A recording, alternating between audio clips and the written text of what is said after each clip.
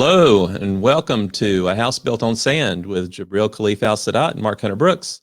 Today, we're going to talk about flawed people and how flawed people can do great things. And there's a lot of ways to look at it, and I hope we can explore all those different angles because you have the whole idea of encouragement. You know how and I was remembering things from my childhood. Things people say to you can affect you for your whole lifetime. And I remembered when I was in second grade, I used to like to do art, except for one day the art teacher held up my piece of artwork to show the class what not to do, and I never did any art after that. I had a first grade teacher who told me I cut like a saw, and I never forgot that from when I was 5 years old.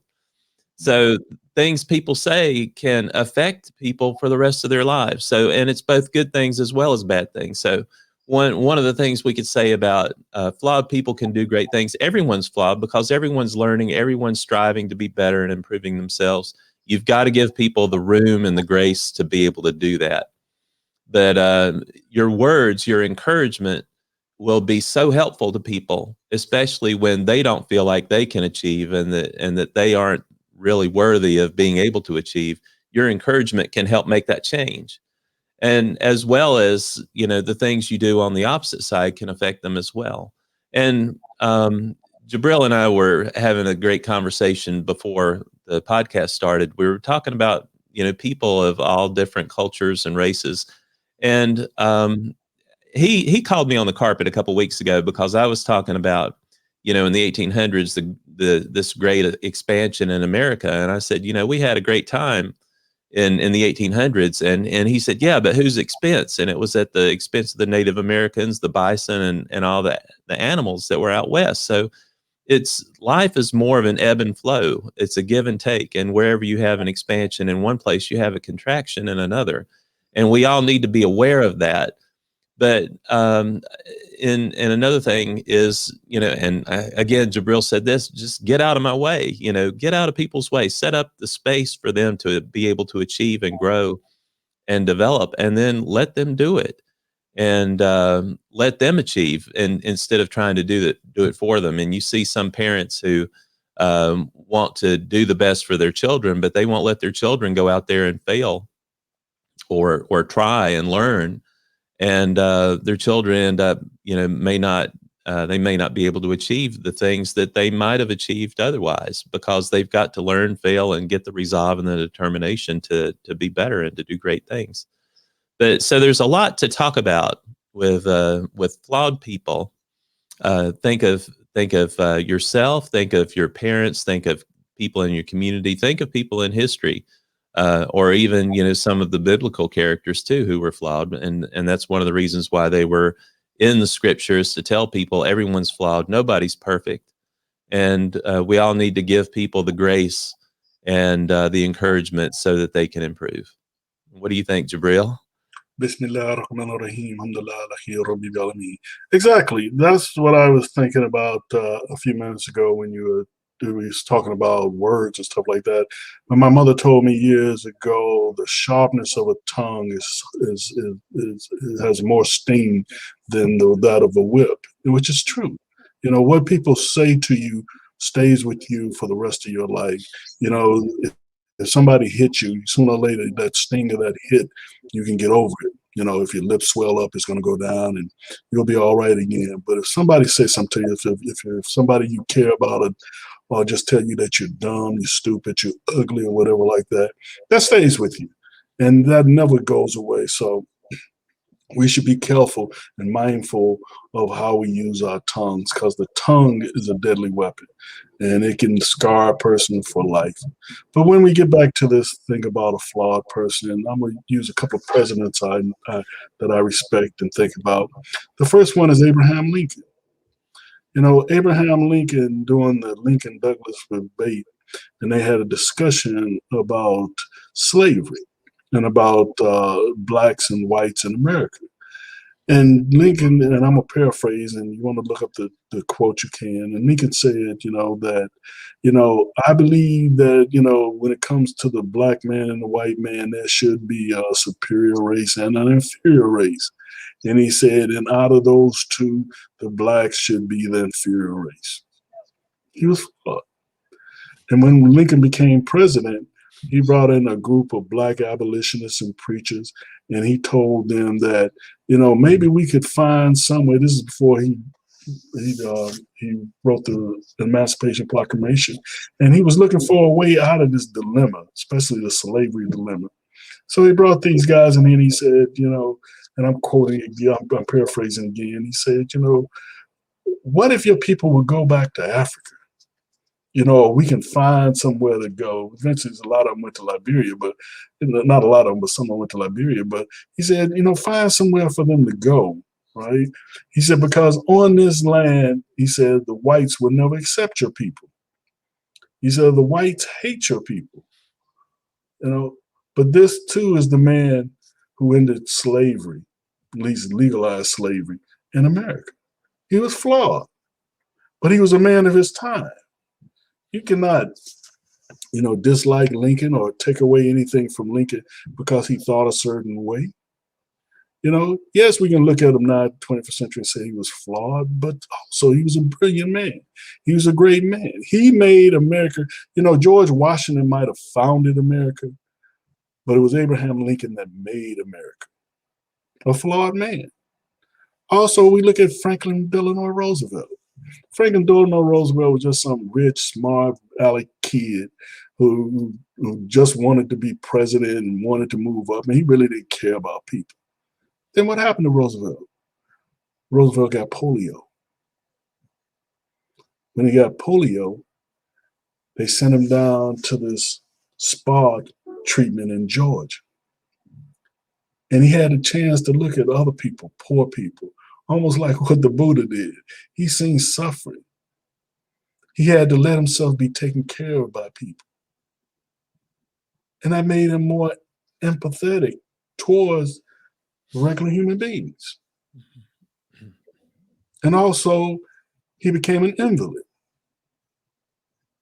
So he needed people. And he had to have people to help him to move around, especially his oldest son. So he came back and when he became president, he tried to help poor people with the New Deal. He realized how people, had to go through hardships, just like he had to go through hardships when he lost the use of his legs. At one time he was a flawed playboy, rich kid, but he changed. And he used that change for good. Another example is old Lyndon Baines Johnson. Lyndon Johnson was a good old boy from West Texas. He was one of the leaders of the Southern Democrats. And for years through the 40s and the 50s, the Southern Democrats used the filibuster to stop civil rights. And he was the leader of them. But after John Kennedy died and he became president, he realized that it was something more than himself, something he had to do. And not only did he do something that Kennedy couldn't do, which was pass the civil rights legislation, he also went into a war against poverty because he had grown up poor in West Texas.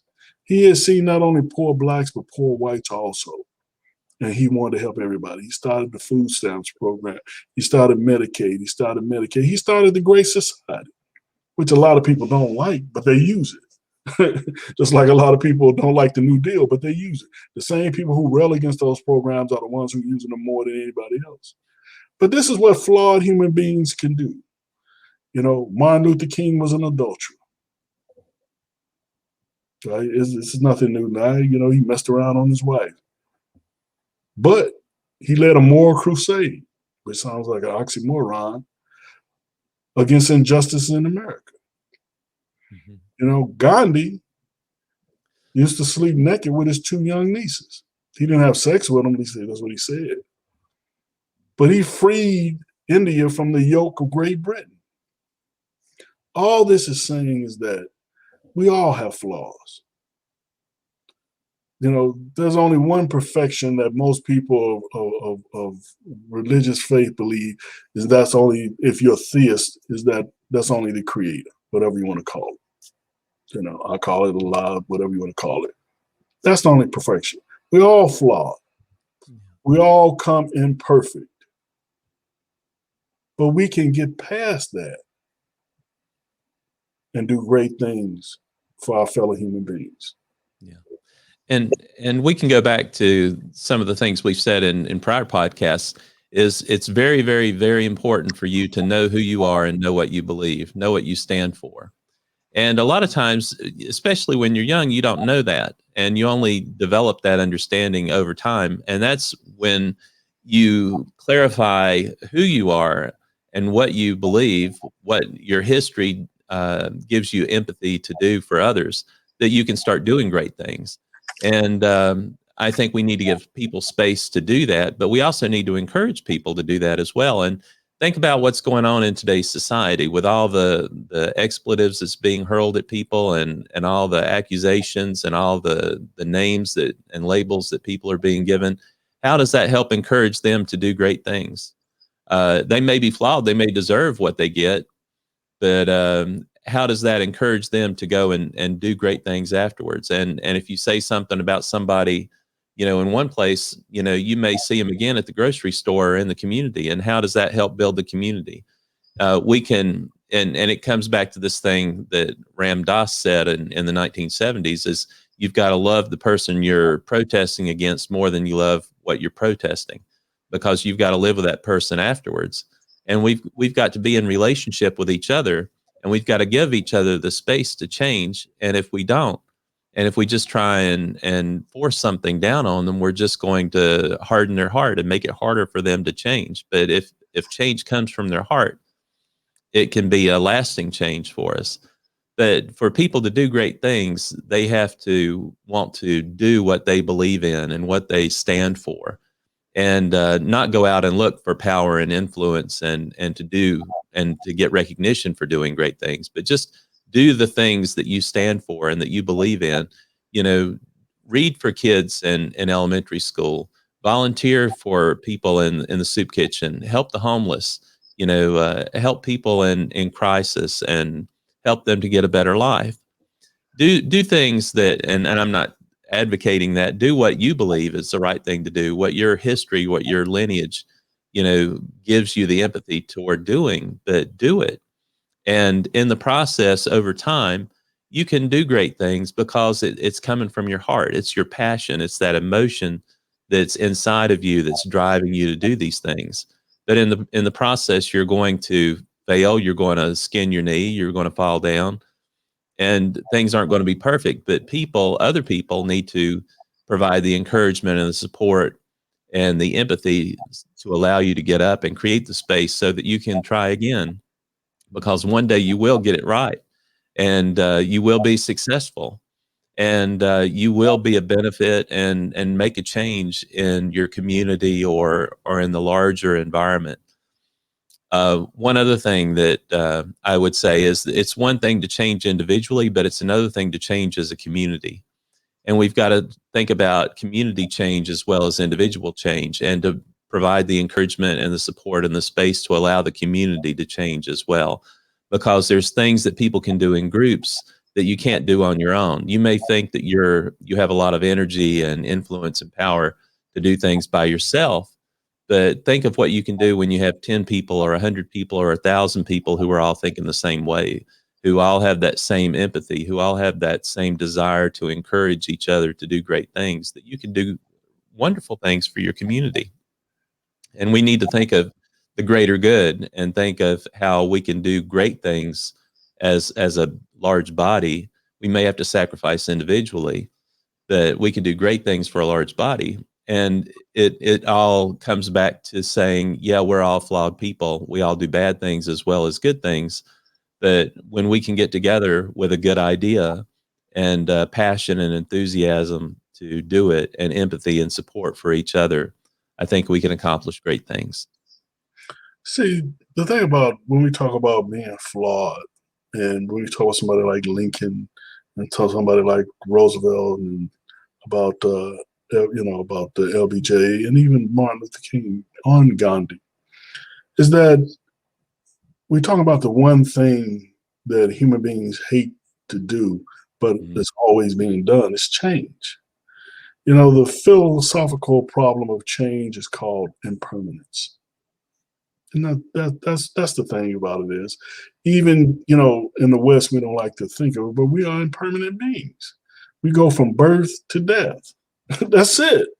It's not a linear movement, but it's a circular movement. And in life, between birth and death, we have life. So we go around this circle. So Heraclitus, the ancient Greek philosopher, said, "No man ever steps in the same river twice." It isn't. All things are impermanent. All things are subject to change. And that's why a flawed person can do great things, because they change. They change for all reasons. Circumstances change. Knowledge comes, they learn more things, they understand things better. That comes with a change. Because Plato always said that we always move in between being and becoming. Think about that. Being is an ontological, philosophical idea of who we are, what we are, right? Becoming is the possibility of change in a thing that exists. And we all exist. So, we're all beings living in time and space, but we also becoming. And think about it. When you were born, you were at existence. You were a being. And look at me now. I'm an old man. I became an old man. But I'm still in this stage of becoming, because the end results hasn't come yet. And I don't know what the end result's going to be. Is that going to be the end of my becoming, or do I become something else? No one knows. I know one thing: this mortal life will end. And so that's change also. We don't have to, what the Allah says, he said, if you want to know me, look at what I've done. Take a look at nature. Take a look around in nature. Look at the seasons. The springs, the buds come up, the leaves come out, the flowers bloom. Summer, they come ripe. Everything is nice and flowing and green and full of life. Fall, they start to turn. They start to wither. Wintertime, the leaves fall off, the trees dry up, the sap quits running, and eventually some of them die. That's life. If we understand our human life and the change that we have, we can look at the seasons and see the change that I have. And we can understand, just like the changes of the season, human beings change, where we have all these different flaws that we can change and become a better person. Become what Aristotle used to talk about, a virtuous person. A virtuous person lives a happy life. That's what we're talking about. Trying to understand that we are never going to be perfect individuals, but we can change whatever flaws we have to be a better individual, to be more empathetic, like Mark was saying, to be more understanding, especially to our fellow human beings. We are not static. We are not individual. We are not a species that stay where they are. People just like, in Charlottesville, when the neo-Nazis and the Ku Klux Klan are saying, Jews will not replace us. Read a book, especially read a history book. Human beings have replaced each other since the beginning of the time. Or as I told Mark earlier, he'll be looking like me, because people, human beings, when they ever came out of Africa and went into Europe and went into Asia and went all over the world. Human beings hate change, but they always change, which is an oxymoron. I don't understand it. I don't know why, but human beings long for permanency. Mm-hmm. But there's nothing permanent. Not even our own lives are not permanent.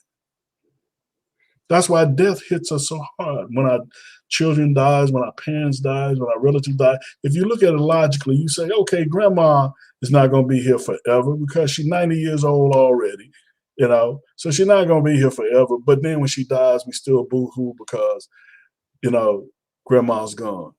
Well, logically, we should have known grandma was going to go anyway. But that's not how it works because we hate change.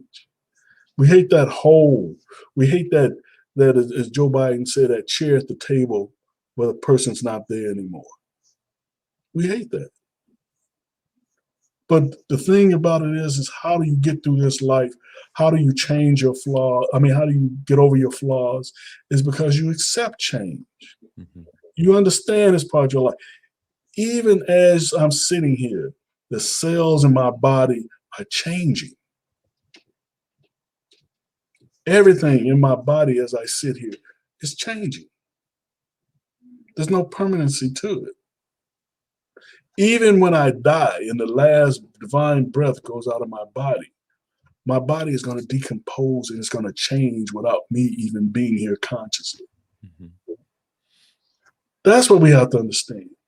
Being flawed is not a sin. Not understanding that you can change those flaws is.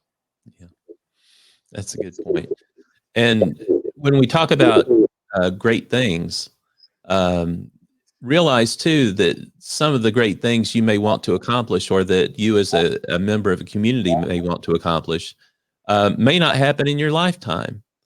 And the best thing you can do is follow who you are and what you believe and what you stand for, and work toward those goals, work toward those ends.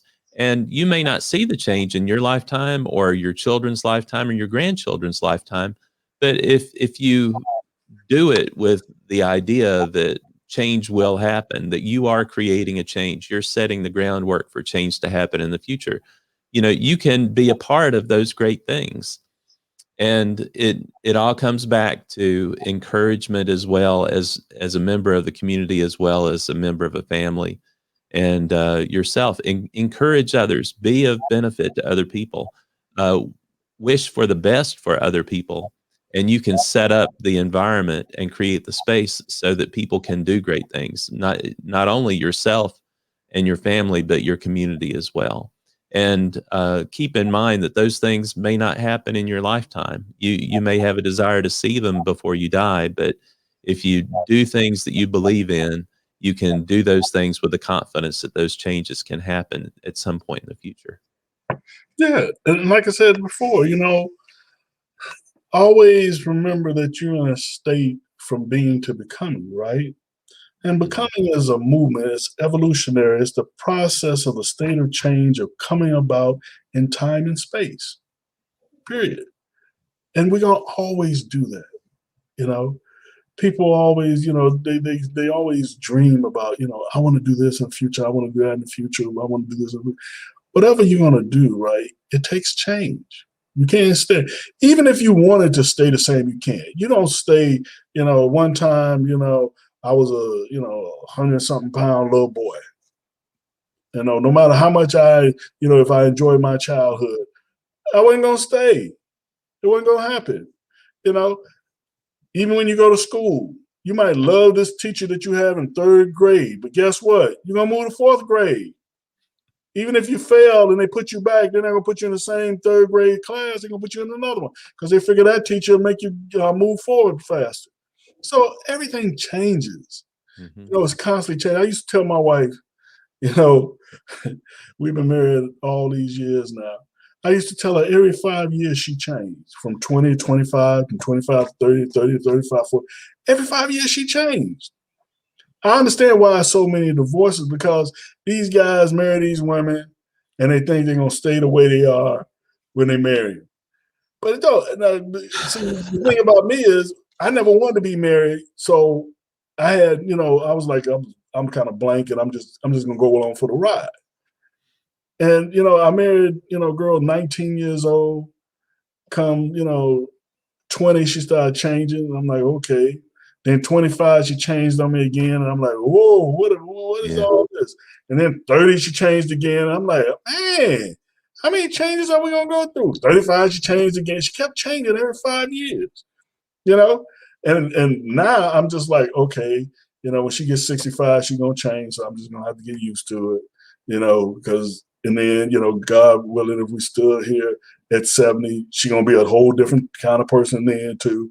So, but that's how you have to do it. But I have changed too, because it was a necessity of when she changed, I had to change,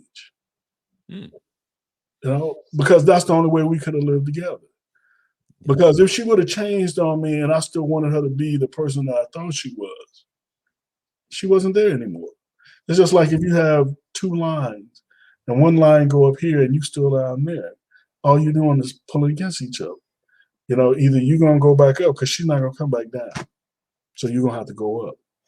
You're going to have to change too. I couldn't be the little boy that I was when I married her, because she wasn't the little girl that she was when I married her. So I had to change, no matter how much I wanted to or not. It was just that point, Well, and that's a part of life too. Life is all about change, and when we realize that we're changing, the people around us are changing as well. It's just a part of life. And if you think about life in your 20s and the things you're interested in, it's different from what you're going to be interested in your 40s and in your 60s and in your 80s. And you have to experience that full breadth of life, which means you've got to change in order to be able to experience it. And you have to allow other people to change in order to experience it as well, because it's part of that well-rounded nature that you want to get while you're living here on this earth. Yeah. And go ahead. No, I was just saying, and it's a difference between change and maturity. We're going to change regardless, because change is an involuntary thing. But it's also come with change, a point called immaturity. Now, I know some guys, in the old block and stuff like that, they 60 years old or 40 years old, they still act like they 20 because they haven't matured. They change, they can put on the same clothes they did when they were 20, they look stupid because they've changed. But they didn't mature. So we're talking about 2 different things, right? And we didn't get off the point about flaws. The thing about, a person that with flaws can do great things is about change.